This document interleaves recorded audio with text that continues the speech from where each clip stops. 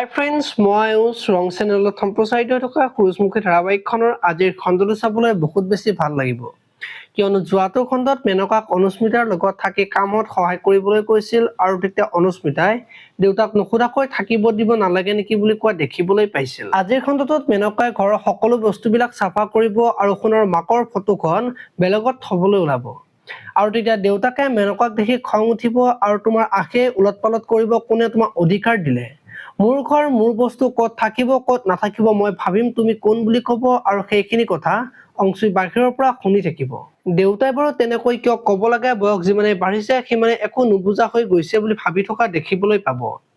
এইফালাকো পৰি আজি ত্ৰিদীপৰ লগত কাজিয়া কৰি চিঠি এখন লিখি ঘৰৰ পৰা ওলাই যাব আৰু তেতিয়া ত্ৰিদীপ চিন্তাত পৰিব আৰু তেতিয়া মাকে ত্ৰিদীপক ধৈৰ্য ধৰিবলৈ কব আৰু পৰিৰ ঘৰত ফোন কৰি সুধিবলৈ কব। এতিয়া বাৰু পৰি ঘৰলৈ উভতি আহিবনে দেখিবলৈ পাব আজিৰ খণ্ডটোত। আপোনালোকে সূৰুজমুখী ধাৰাবাহিকখন চাই কেনেকুৱা পায় কমেন্ট কৰি জনাব আৰু যদি আপোনালোকে এতিয়ালৈকে চেনেলটো সাবস্ক্ৰাইব কৰা নাই তেতিয়াহলে চেনেলটো সাবস্ক্ৰাইব কৰি বেল আইকনটো প্ৰেছ কৰিব। ধন্যবাদ।